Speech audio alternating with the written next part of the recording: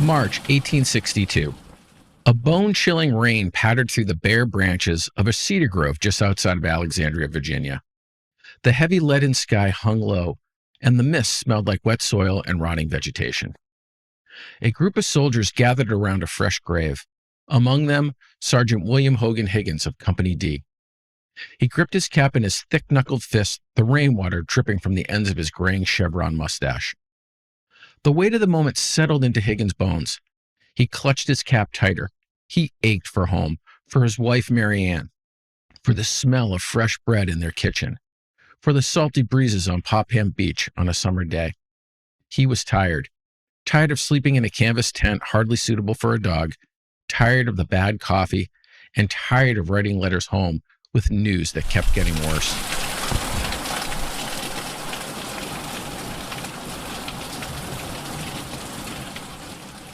The grave belonged to Private John Bowker. Bowker had a habit of fooling around, even when he wasn't supposed to be, and often at inappropriate times. Bowker wasn't the brightest kid, even back home in Phippsburg, Maine, but Higgins liked him. So did most of the men. One of Bowker's duties was to exercise Lieutenant Colonel Edwin Burt's prized mare.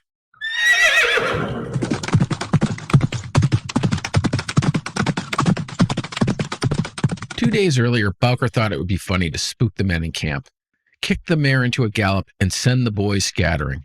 But something went wrong. The mare reared, frightened. Bowker lost control. He didn't even have time to scream. The horse bucked hard. Bowker flew, arms flailing. Then, crack. Bowker's skull smashed into a tree trunk. Higgins had shared the story with his wife, Mary Ann, in a letter home. The next morning, he wrote, I went down to see him. He didn't know me or anything else. He didn't know anything at all. He never regained his sense after he struck the tree. He didn't seem to suffer much pain. He died that evening. Higgins had rushed to Bowker's side with several other soldiers and carried his limp body to the regimental hospital.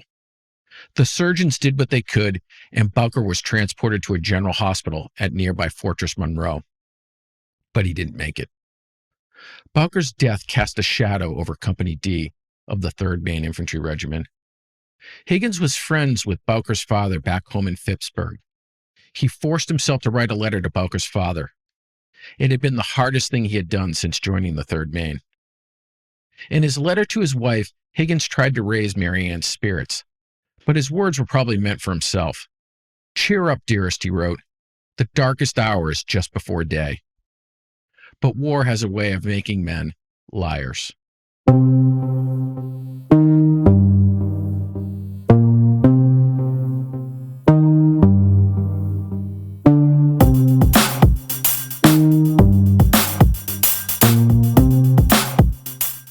Hello again, and welcome back to Company D, the history podcast about the forgotten stories of the American Civil War.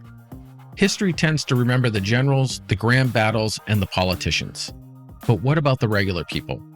The farmers, the carpenters, and the shopkeepers, the ordinary men and women who experienced the war firsthand. That's what Company D is about.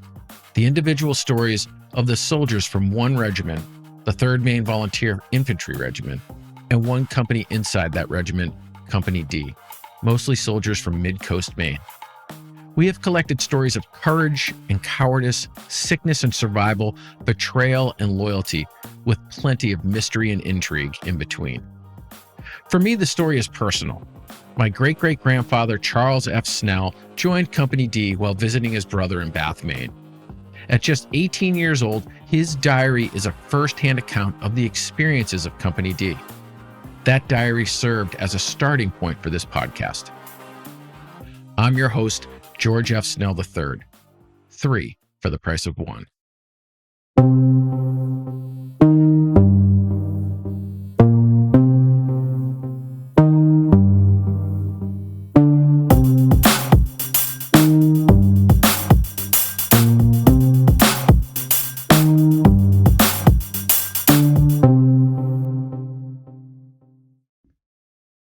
Today we dive into the story of William Hogan Higgins, an unlikely hero. You might remember Higgins from our second episode, the sergeant who went out of his way to sabotage his own nephew's military career, Uncle William, the loud, brash carpenter from Pittsburgh, Maine. Higgins is a man of contradictions, a family man at odds with members of his family, a know-it-all but willing to change his mind in an instant, tough and brash on the outside but overly sensitive on the inside, a brave man, a leader, but never forgetting a slight against him. Higgins' military career took a strange turn. He ends up at one of the most notorious federal prisons in the Civil War, Fort Mifflin, a cold, ancient brick structure in Philadelphia. Fort Mifflin was the place where the Union Army imprisoned their own soldiers, criminals, deserters, looters, robbers, and even murderers. And that's the place Higgins ends up.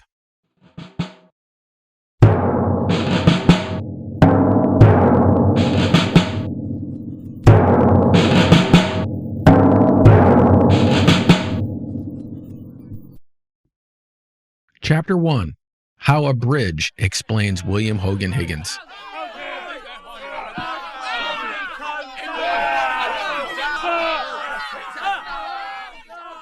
The townspeople of Pittsburgh, Maine, gathered inside a white clapboard town hall for a special town meeting. It's May 12th, 1896. There's only one agenda item, a proposed bridge across Morse River. Before the debate could even begin, one man stood up and tried to shut it all down. 79-year-old William Hogan Higgins, known as the Old Warhorse of Pittsburgh Center. His voice, booming and theatrical, filled the hall. "I move to kill this proposal." The motion failed and the debate began. Higgins stayed silent, arms crossed, brow furrowed. One by one, prominent citizens spoke in favor of the bridge. Popham Beach was a growing tourist destination. The bridge would bring opportunity by connecting it to the rest of the town. Everyone was supporting it. The tide was turning, and Higgins knew it. Then, just as the discussion wrapped up, Higgins was on his feet again. He made a second motion to build the bridge. He spoke in support of it, a complete reversal of his previous opposition. The newspaper article on the special meeting referred to Higgins as Captain Higgins. There's one problem. He never held that rank. 20 years after the war, Higgins had promoted himself. This town meeting speaks volumes about who William Hogan Higgins was. A man built for drama, loud, opinionated, and full of audacity, but unwilling to risk his reputation by taking an unpopular stance. One wonders if Higgins even cared at all about the bridge. Maybe the old Warhorse just wanted to be the center of attention, to be heard. Chapter 2. All in the Family. William Hogan Higgins was born in the seaside community of Georgetown, Maine, on May 13, 1817. He was the ninth of 12 children born to farmers Simon Higgins and Margaret Hogan. His father was a veteran of the War of 1812, and his grandfather fought in the American Revolution. It was a household full of noise, work, and survival. His parents had their hands full, running a farm and raising 12 children. William's mother, Margaret, died when he was just 14 years old. His older sisters likely stepped in to help raise him. His older sister, Sarah, married Thomas Hall, and 6 months after their mother's death, she gave birth to Woodbury Hall, Higgins' nephew. A baby Higgins likely cradled in his arms at a time when he was mourning the loss of his own mother, a man he would come to despise. Eventually, Higgins moved from Georgetown to Pittsburgh, a town directly south of Bath with the Kennebec River on one side and jutting out into the Atlantic Ocean. Higgins married Mary Ann Campbell when he was 24. She was 19, the daughter of a devout Baptist family in Georgetown. Mary Ann was the second of 6 children born to farmers Elijah Campbell and Phoebe Emerson. Higgins and Mary Ann may have tried their hand at farming, but soon William found his true trade and became a master ship's joiner. They had 3 children, Helen, Francis, and a son, Franklin. When the Civil War started in April of 1861, Higgins wasn't the only member of his family to enlist. His nephew, Woodbury Hall, now a grown man, joined him in Company D of the Third Maine, along with Woodbury's brother-in-law, Stephen A. Dodge. Another nephew, Henry Tarbox, served in Company I. Higgins was 44 years old when he enlisted, 1 year under the age maximum. So he lied about his age, shaving off 6 years and claiming to be 38. Higgins was named 2nd Sergeant of Company D and Woodbury to 4th Sergeant. Higgins' younger brother Simon joined the 25th Maine for a 9-month stint. His wife's brother Elijah Campbell enlisted in the 19th Maine. And there were others. 6 more nephews fought in the war. Most made it home, but not all. Albert and Wilbur Weber, George and Charles Higgins, Benjamin Higgins, they all returned. But Valentine S. Cummer didn't. A private with the 11th Maine, he was shot to death near Bermuda Hundred, Virginia, on June 2, 1864. He was 21 years old. 2 photographs of Higgins survived the war. In both, he looks tired. His blue eyes are extremely pale, nearly white in one photo. He's heavy-lidded. His hair was graying and thinning. His face was thick with a chevron mustache and a messy Van Dyke goatee. At 5'8", broad-chested and weathered by the war, he looks like a man with too much on his shoulders. He could be the actor Ed Harris if Harris gained about 30 pounds. Higgins has that simmering intensity to his look. In a letter to his brother written the first year of the war, Higgins describes himself. "I look rather rough. I am tanned almost to blackness with a long mustache and beard, dressed in a blue suit of clothes and cap, armed with a Belgian rifle, a sword, and a Colt revolver, and altogether I look warlike." That revolver was an interesting detail, because Higgins had to throw a hissy fit to get it, and also threaten the Governor of Maine. Chapter 3. Stupidity combined with arrogance will get you a gun. Higgins wanted a revolver, not a rifle, not a bayonet, a pistol, like the officers had. But the infantry rules were clear. Sidearms were for officers and first sergeants. Higgins was a 2nd sergeant. He wasn't eligible for a pistol. He fumed. He demanded a pistol from his superiors, and they refused. But he wouldn't take no for an answer. So Higgins took his complaint to the highest office in Maine. Governor Israel Washburn was buried in politics and logistics, raising regiments, equipping soldiers, and keeping Maine's war efforts moving. Yet Higgins expected him to drop everything and buy him a pistol. The letter Higgins wrote to the governor, dated July 10, 1861, is a masterclass in hubris. Higgins opens with an arrogance that is truly jaw-dropping. "I take the liberty to write you a few lines at this time. Being a stranger to you, it may appear to you that I take too much liberty, but I think not." Higgins underlined those last 3 words for emphasis. Then he gets to the point. "I am an American. I am trying all that is in my power to fight for my country and her flag in this unhappy struggle, but I am not sufficiently armed. I have asked many times for a pistol, but I can't have any." Then he demands action. "Now I ask you, as you are the governor of my state, to send me a Navy revolver from the arsenal or as a present from yourself." Yes, Higgins appears to be asking the governor to open his own wallet and buy him a pistol.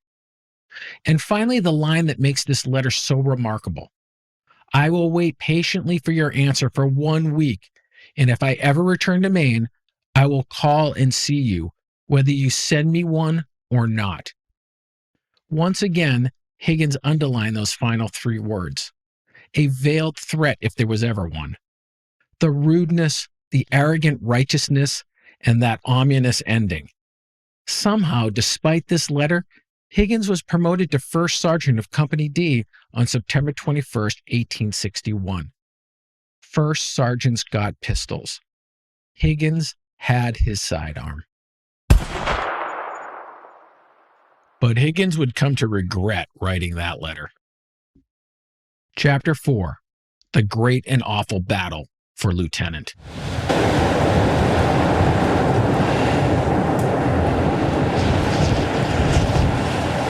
Winter 1862. The 3rd Maine was dug into winter quarters in Arlington, Virginia. Company D needed 2 new lieutenants to work with the newly appointed captain, William H. Watson. Captain Watson wanted Alfred S. Merrill and Higgins' nephew, Woodbury Hall, for the positions. Despite being the highest-ranking sergeant in the company, Higgins wasn't on Captain Watson's list. It's clear that Watson wanted nothing to do with this fiery first sergeant. Watson made that clear to his supervisors. But Higgins had other ideas. He saw himself as already leading the company. In a letter to his brother, he scoffed at the idea of Woodbury Hall outranking him, of the possibility of his younger nephew giving him, William Hogan Higgins, orders. He told his brother that he did more than any captain or lieutenant in the regiment. He even claimed that the colonel had called him the best sergeant in the Third Maine. How could he not be the best choice for first lieutenant? As was his nature, Higgins didn't plan to go down without a fight.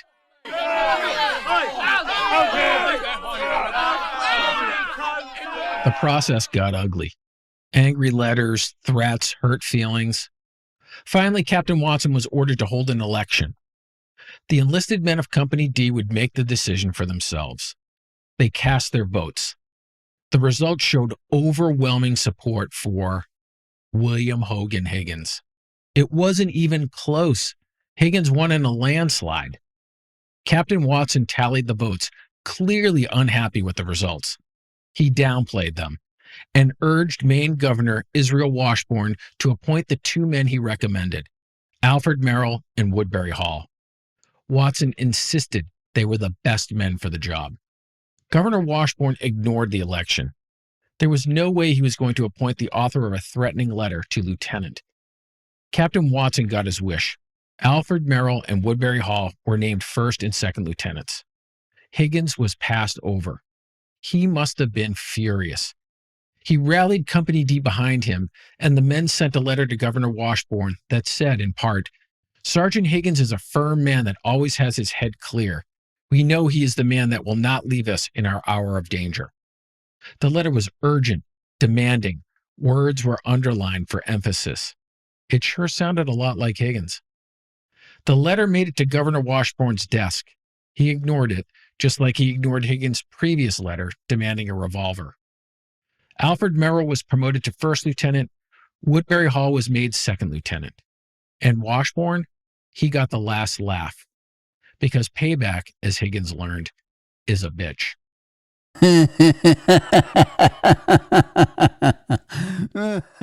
Chapter 5. A Victory of Sorts.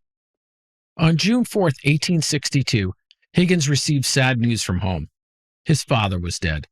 Simon Higgins, the old veteran of the War of 1812, passed away at the age of 85. Back home, Higgins' sister, Mercy, had been his father's caretaker.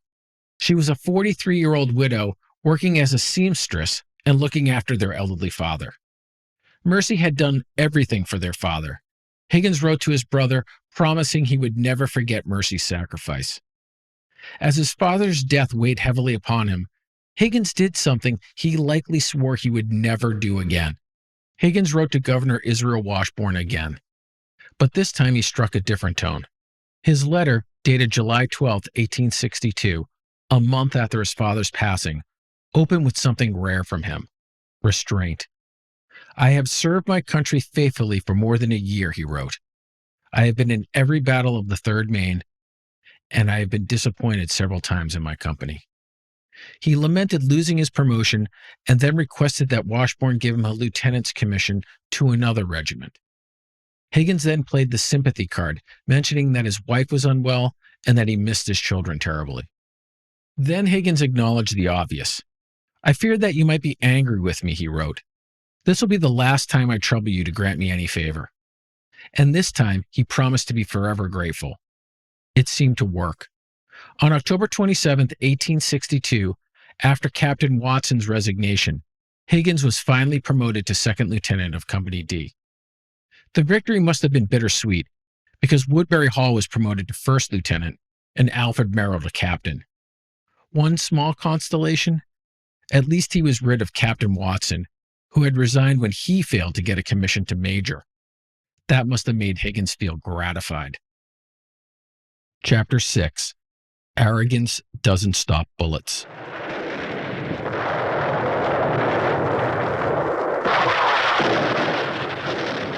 The distant thunder of cannon fire rumbled across the hills. Smoke curled above the rooftops. The sharp scent of gunpowder mixed with the smell of churned-up earth. It's December 11th, 1862, Fredericksburg, Virginia.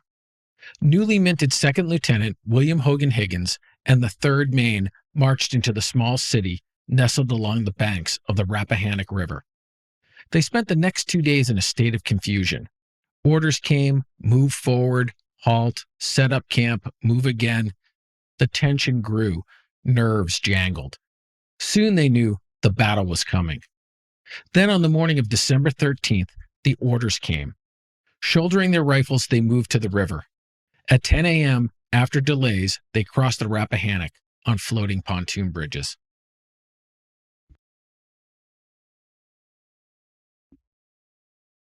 The dark river water gurgled. The air was an unseasonably warm 56 degrees. The Third Maine was ordered to Mary's Heights, a steep hillside crawling with Confederate troops, dug in behind a stone wall. Artillery lined the ridges above. Yet despite this enormous disadvantage, the Third Maine was ordered to shed their knapsacks, form a battle line, and get ready to charge.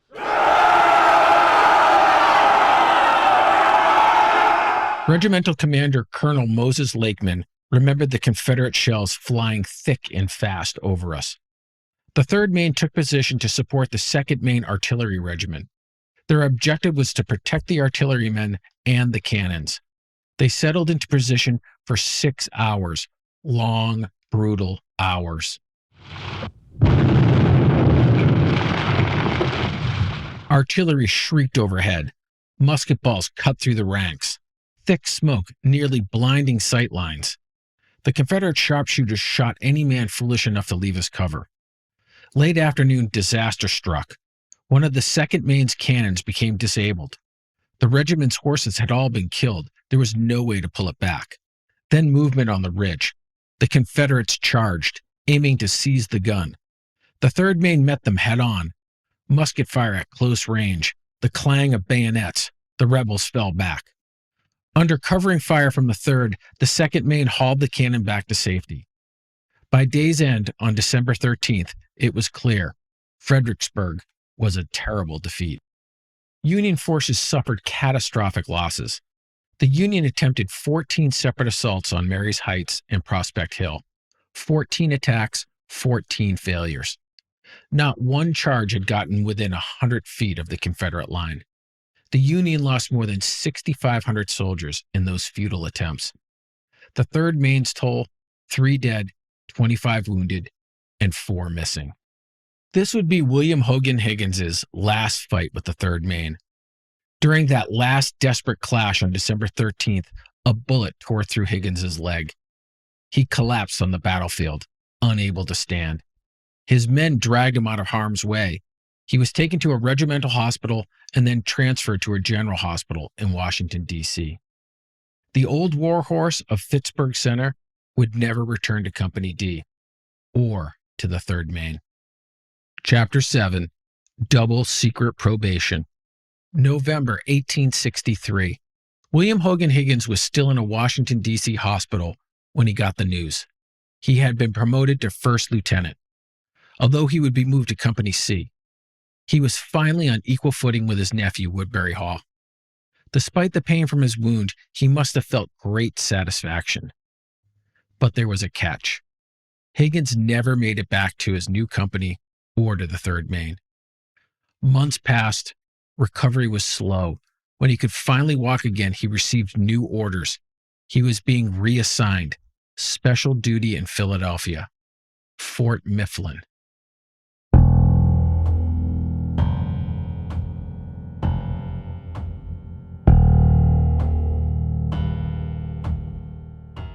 Fort Mifflin was old, older than the nation itself. Built during the Revolution, it sat on the banks of the Delaware River, crumbling, damp, and isolated. A maze of red brick buildings, mustard yellow barracks, and thick earthen walls surrounded by a rank moat. A place so bleak it earned the nickname Mud Island Fort. It felt pulled from an Edgar Allan Poe short story. But Fort Mifflin wasn't just a relic of the past, it was now a prison. Higgins left behind the battlefield. No more marches, no more canvas tents. He sat at a desk. His world was now paperwork. In the early winter of 1863, He became the adjutant of Fort Mifflin. He assigned cells to the Confederate soldiers captured at Gettysburg. He filled out the paperwork on Union men convicted of desertion, mutiny, and murder. Among the prisoners was one who had come to haunt Fort Mifflin, Private William H. Howe, a farmer, a cigar maker, a deserter. Howe and Higgins both fought at Fredericksburg. Higgins was shot, but Howe fell sick with dysentery right after the battle. Fearing the conditions at the regimental hospital, Howe fled home to Pennsylvania, to his wife and 3 children. 3 federal officers followed the sick man. They were armed with an arrest warrant and pistols.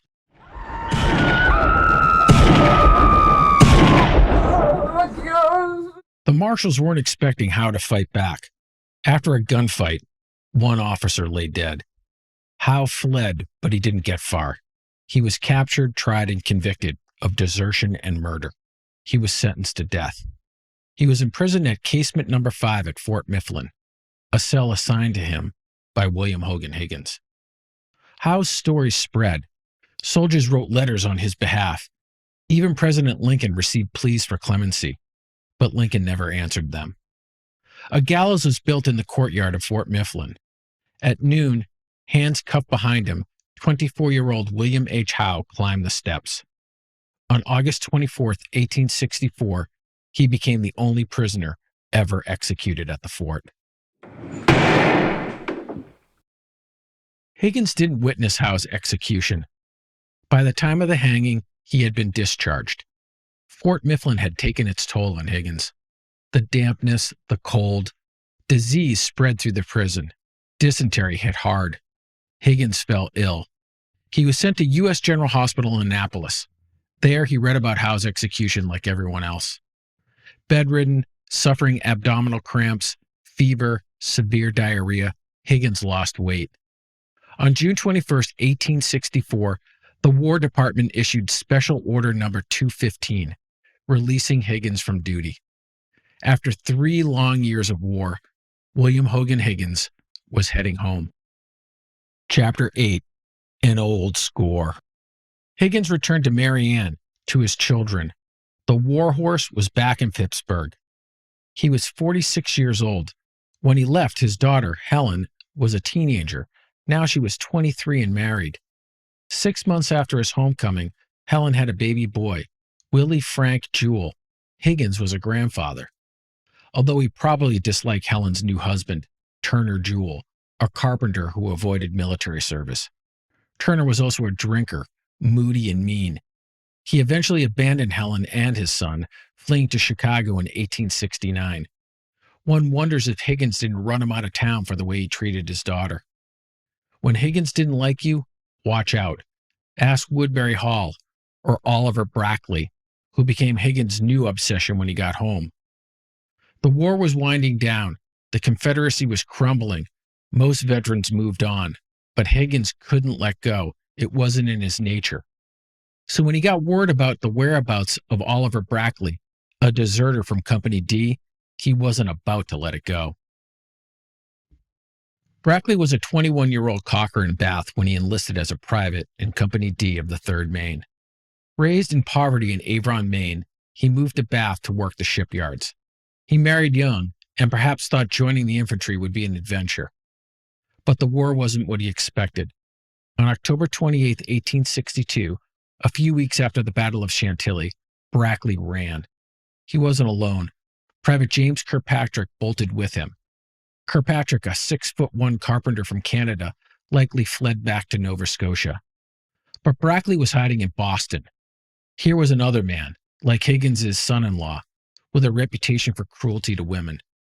Higgins had spent more than a year managing a prison surrounded by deserters, men who walked away, men who shunned their duty, men he thought deserved to be punished. So when Higgins learned about Brackley, he acted. On July 9, 1865, he wrote to military authorities in Boston. "I wish you to tell me what is to be done with deserters, if found now that the war is over," he wrote. "I don't know exactly where Brackley is, but I can have him found if you authorize my doing so." Then he made it personal. "Brackley was a mean cuss, and I want to know if he's to go unpunished." And finally, the part that mattered most to Higgins. I hate to have deserters fling it up that they done better by deserting than we did who served. But Higgins would get no satisfaction. There was no official pardon for deserters, but there was no real effort to punish them either. Oliver Brackley was never arrested or prosecuted. In fact, Brackley eventually returned to Maine to work as a shoemaker, but he was smart enough not to make the move until the old Warhorse was dead. Chapter 9. Southern Belle, Yankee Veteran. William Hogan Higgins' son, Franklin, didn't just follow in his father's footsteps, he surpassed them. He started as a ship's carpenter, but soon climbed the ranks to ship's master, the officer responsible for navigation. Eventually, he became a captain, reaching the highest position possible at sea. With that title came wealth, social standing, and prestige, a far cry from his father's hard-scrabble beginnings. On one of his many voyages, Franklin met a young woman who would change the course of his life. Isabel Strickland of Blackshear, Georgia, a Southerner.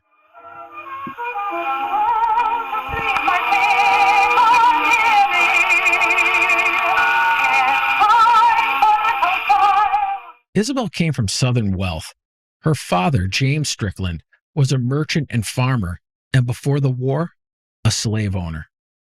In 1860, Strickland held 3 people in bondage, a 40-year-old black woman and 2 children, a 12-year-old girl and a 10-year-old boy. Their names have been lost to history, and what became of them after the war remains unknown. Despite their vastly different upbringings, Franklin and Isabel fell in love. On May 8, 1879, they married at her family's Baptist church in Georgia. Franklin was 29 and Isabel was 21. Strangely, Isabel's father and brothers didn't fight for the Confederacy. But Blackshear, Georgia was once the site of a temporary prison for captured Union soldiers. At one point in 1864, a stockade-style prison in the middle of a pine forest housed more than 5,000 inmates. A brutal detention camp. But it was used for only about a month. There's no record of any Third Maine soldiers being held there, but it's possible. After their wedding, Franklin brought Isabel home to Maine. They settled in Phippsburg with his father, the grizzled, battle-hardened William Hogan Higgins. One can only imagine the tense conversations around the dinner table. Higgins, a Union veteran with a bullet scar from the war, now shared his home with a woman whose family supported the Confederacy and had owned slaves. Did Higgins welcome Isabel into his family, or did he grit his teeth and tolerate her? Or did he soften his stance, like he did with Governor Washburn and later with the bridge? We don't know. But we do know that he opened his doors to her. She lived in his house, at least for a while. Franklin and Isabel had one daughter, Marion, born on February 12, 1880. Her birth may have done a lot to bring the family closer together. But then tragedy struck. At just 36 years old, Franklin died of tuberculosis after suffering for months with the disease. His father was devastated. The town mourned his son's passing, and Higgins personally took charge of administering Franklin's estate. Isabel stayed behind in Phippsburg for a few more years. Then in 1890, she remarried, this time to an older ship's captain. Eventually, she made a final journey home, returning to Georgia with her daughter. She lived the rest of her life in the Deep South, dying in 1936 at the age of 78, nearly half a century after her first husband, Franklin, died. As Isabel aged, one wonders how she remembered her time in Maine and her Union soldier father-in-law. Did she have fond memories of the old Warhorse? One hopes so.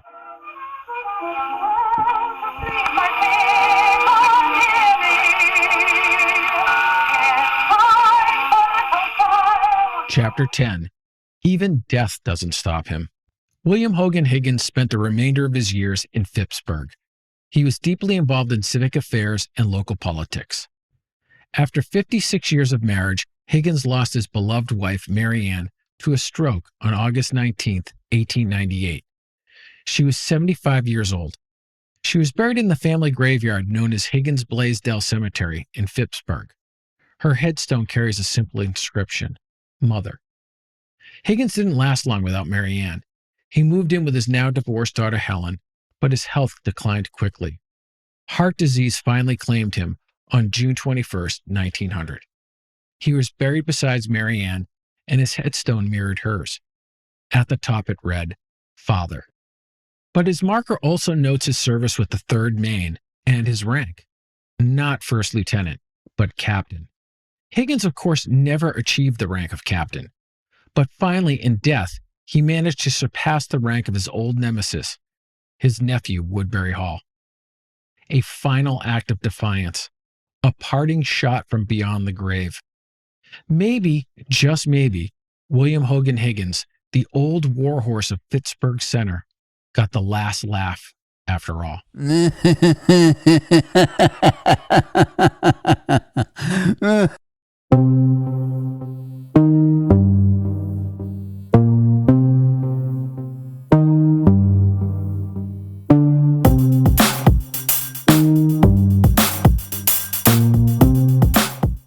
Thank you for listening to another episode of Company D. We hope you enjoyed meeting William Hogan Higgins. Please subscribe to Company D on your favorite podcasting streaming service. It sure would help us out. We also encourage you to send us a message or engage with us on social media. Visit our website where you can learn more about William Hogan Higgins and even see 2 pictures of him. Thanks for listening. I'm your host, George F. Snell III.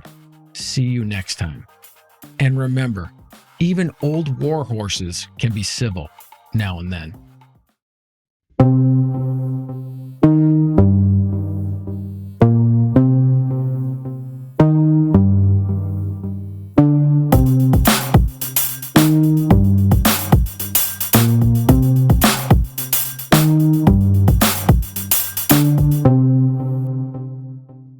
Company D is a product of Dark Party Productions, all rights reserved.